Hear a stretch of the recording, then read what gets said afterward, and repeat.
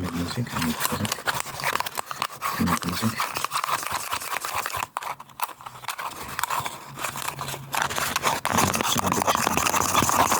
At the end of the year, I drop 7 songs every Friday. Every Friday, 7 songs. So link in the description if you want to check them out.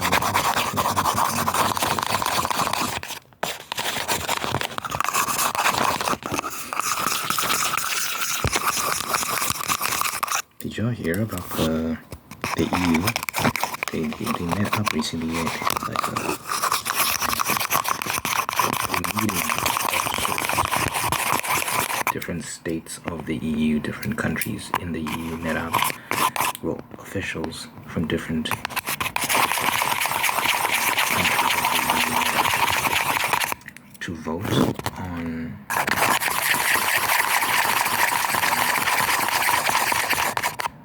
the implementation of a digital identity, which means, oh my god, the noise. Lost my train of thought. They went to vote on the implementation of digital identity, and they voted in agreement of it. And what that means is that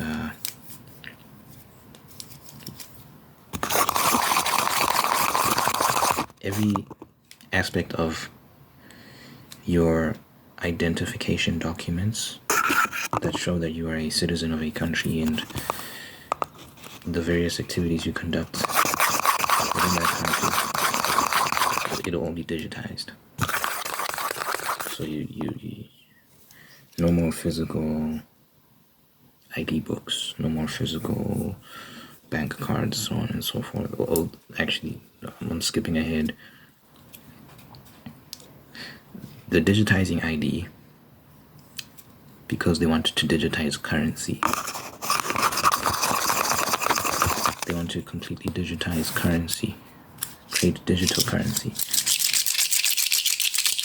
And I'll be honest, part of me isn't completely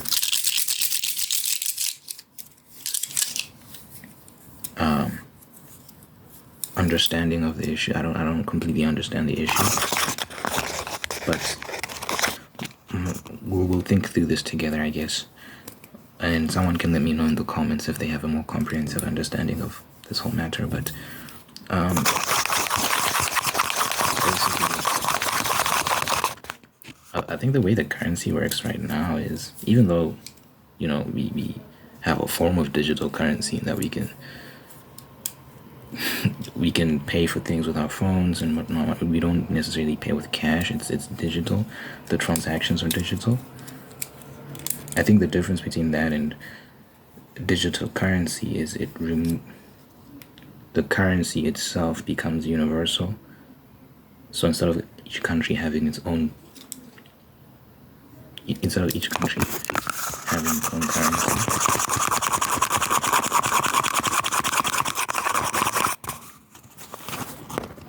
you create a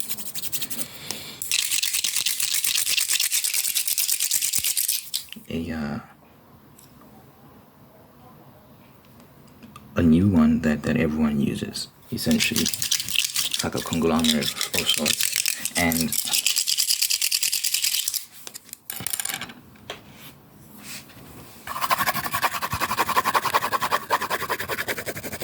I'm not sure how that works, because I know that different countries base their value of their currencies on physical material. So for example, America used to back its currency with gold.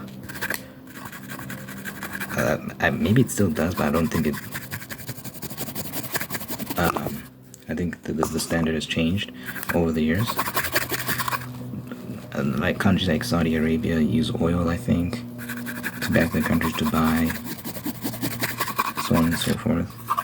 A lot of countries use oil, just natural resources, that have high value.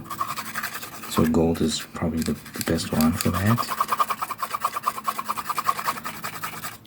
I think.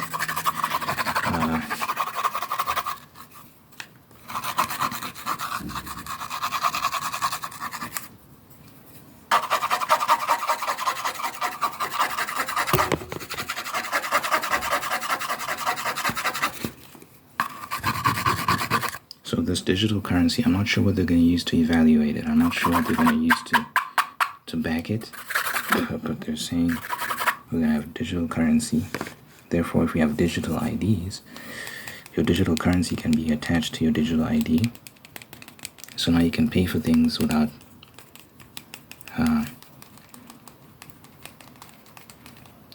the bank cards, without the cash and stuff like that. Like you can, I think that'll be gradual though. They'll phase out the bank cards because they're talking about, I don't think they were discussing this in the conference they had, I think, but there was an insider, someone who worked for the WEF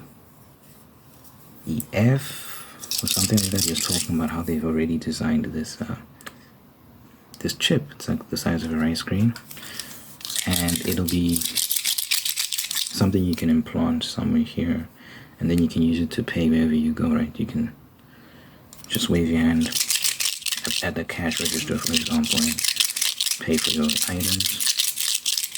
And you can use it for all sorts of things. And this actually already exists.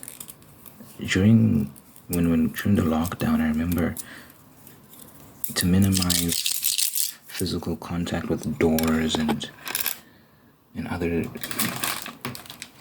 places people might touch physically, which country was it? I don't know. I think it was some Scandinavian country. They created this technology. They implanted their employees with chips, and then the employee could wave at a door and the door would open and they could pay for things, and there was an app, and it was a very sophisticated system. So this already exists. This technology already exists. It's already been implemented. It's already been proven to work. There was a banking app they were using to pay with this thing. So it's like they could monitor the money going in and going out, so on and so forth. I can't remember the country, but it was a big.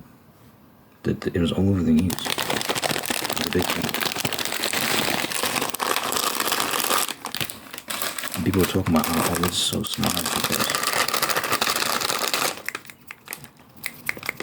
you don't have to touch doors anymore, and it minimizes contact. And when COVID was at its height.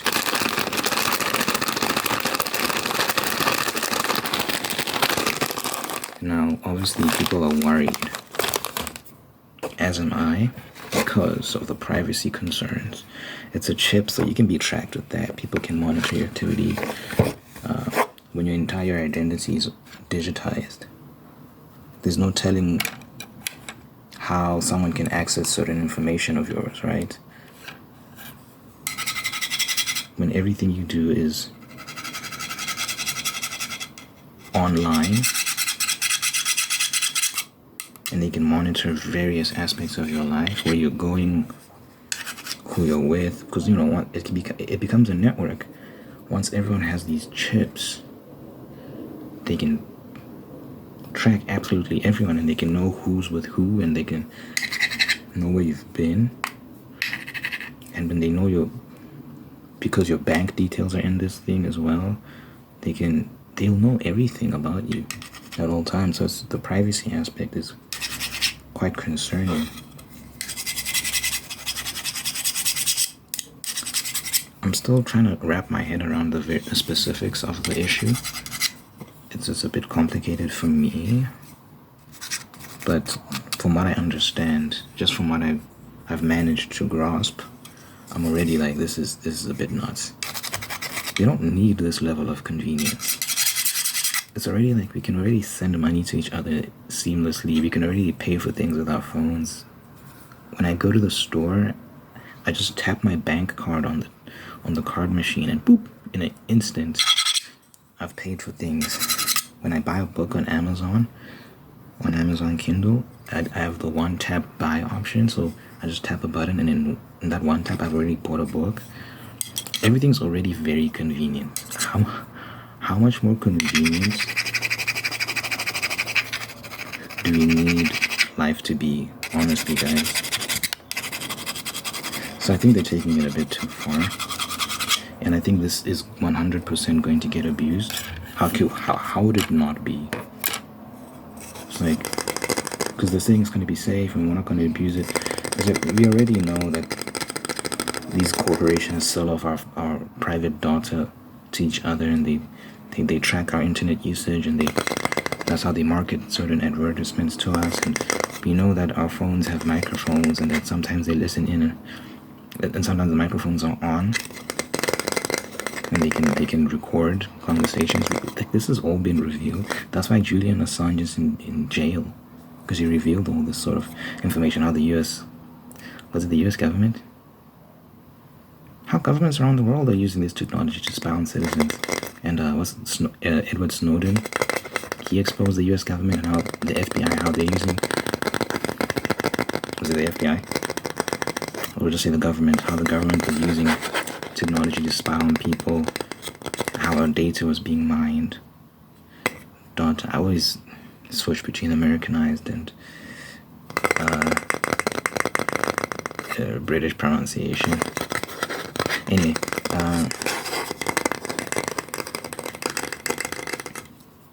they're in jail for, well, Edward Snowden is, I think he's been granted amnesty in another country, if I'm not mistaken. But yeah, we know how they're already abusing our privacy now.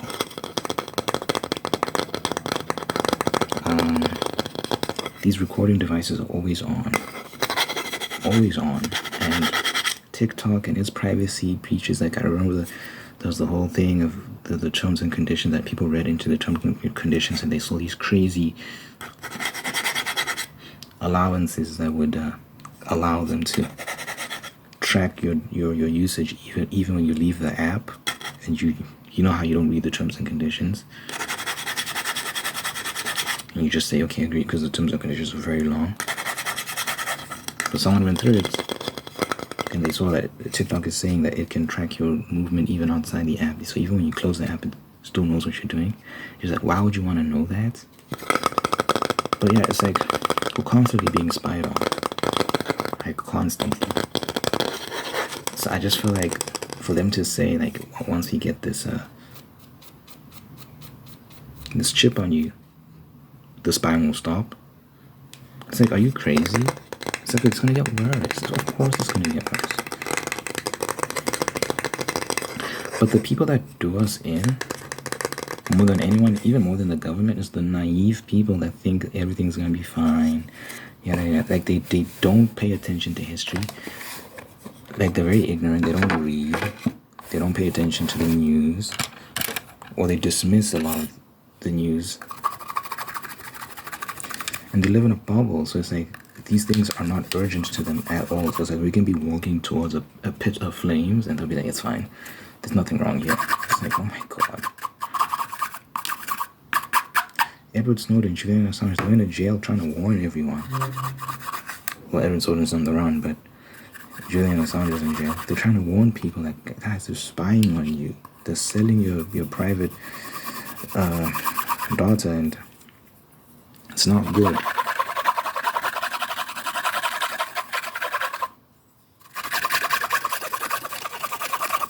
Like, they're selling our information to each other. They use it to market to us. They use it to keep tabs on us. They use it to, yeah, just keep tabs on people and know who's saying what. In China, it's taken to its most extreme extent with the social credit system.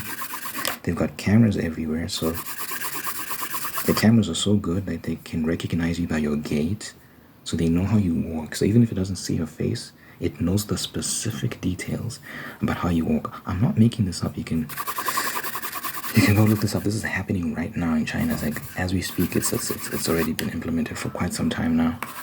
It can recognize you by your gait. So if you get caught jaywalking, for example, it subtracts points from your social credit score. Social credit score is basically a point system that rewards good behavior and bad behavior, and disincentivizes, punishes bad behavior. So if you do what the government says, your social credit score goes up. If you do things that the government doesn't like, it goes down. So petty things like jaywalking, do that enough times, your social credit score can go low enough that you can lose access to certain vending machines. You might not be able to access certain hotels. You might not even be able to catch flights. That's how bad it is. If your social credit score is low enough, so you lose the ability to travel. Like, this is happening. So what that ends up doing is it incentivizes citizens to even snitch on each other. Like if you see one of your neighbors doing something that the government doesn't approve of, you can snitch, and that can actually help. To my understanding, that can help your credit score. Or maybe it's a thing of, if it's found out that you knew and you didn't say anything, your credit score goes down. But what we're seeing is a lot of citizens are very, they're not like, this is bad, we need to get rid of this. They're like for it, because it does have conveniences. And right now it's not like dystopian level craziness. Right now it's pretty simple stuff, and I'm sure it is quite convenient in many cases.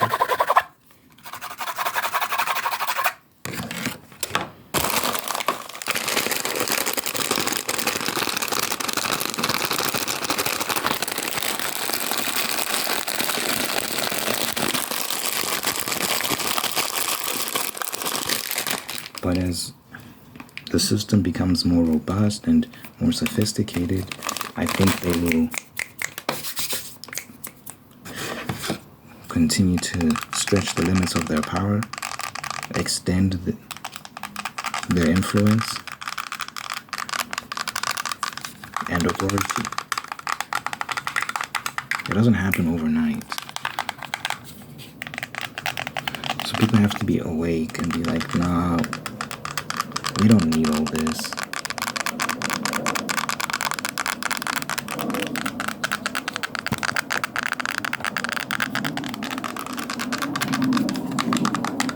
So yeah, this digital currency thing and this digital identity and the chips they want to put in people's hands, it can lead to that social credit system, and it can lead to all sorts of craziness and the government monitoring you and knowing all sorts of intimate details about you. I'm not keen.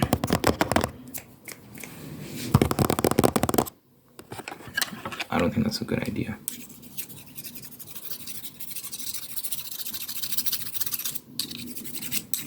I think some things like aren't worth the price, the cost you pay.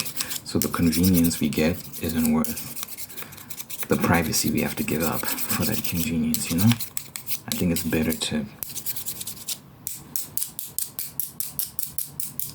do things the long way, the hard way, just so we can maintain our privacy. Even now, we might have given them too much.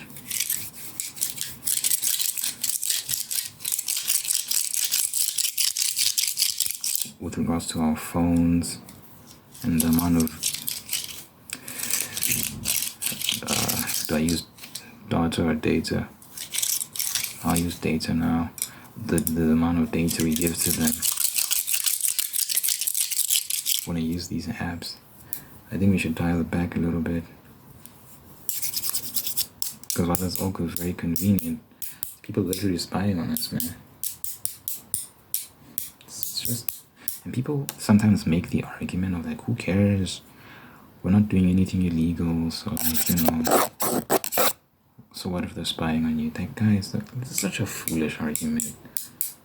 You shouldn't give up your rights for free. Like, I have a right to privacy. Even if I'm not doing anything inappropriate or crazy, I have a right to my privacy. It's a right. I don't want people to know what I'm doing, even if I'm not doing anything that's noteworthy. I still want to keep my business to myself, and that in and of itself is justification enough. People just want to give up their rights, just say, oh, I don't care, spy me as much as you want. No, God, no. They'll abuse it, they will 100% abuse it if you give them enough time. I just don't. At some point, it became cool to trust the government. At some point, people just decided we're just gonna trust the government and everything they say and do. And it's like, why? When did that become popular?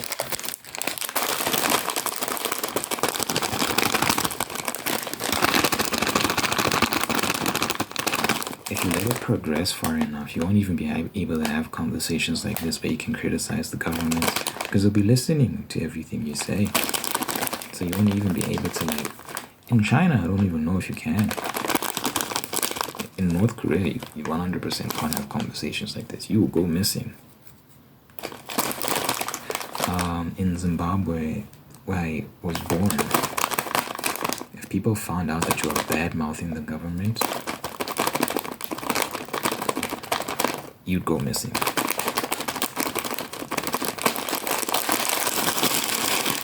I think they still do that to this day. Just in countries where the political situation has gone to shit and the government has been given too much power, stuff like that just happens. So people are just giving up their rights and saying, yeah, big daddy government, take our rights, take our privacy, take everything. Tell us what time to go to work, what time to come home. You know, with COVID lockdowns and stuff like that, all the authority they were bearing down on people.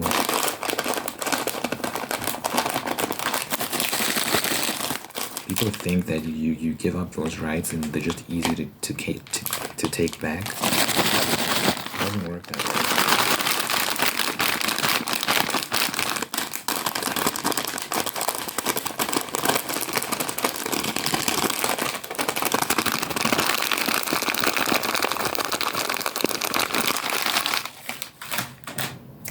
So, you know, always remember that the government is not your friend. You don't owe the government anything. They work for us. We shouldn't be working for them. So yeah.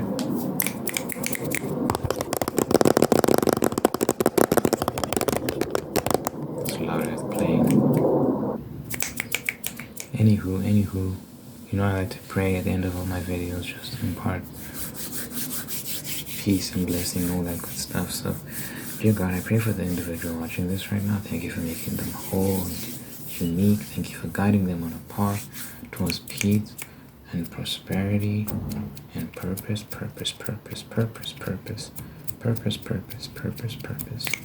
Thank you that they have excellent people in their life who are loving and kind and are bringing the best out of them.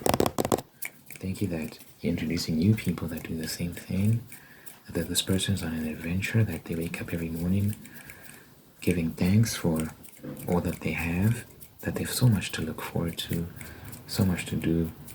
Thank you that in giving thanks, they can attain contentment, but also more blessings because of their thankful spirit. And good health, long life, happiness over this person, over all the people they care about, Lord. In my name I pray, in Jesus' name I pray. Blessings.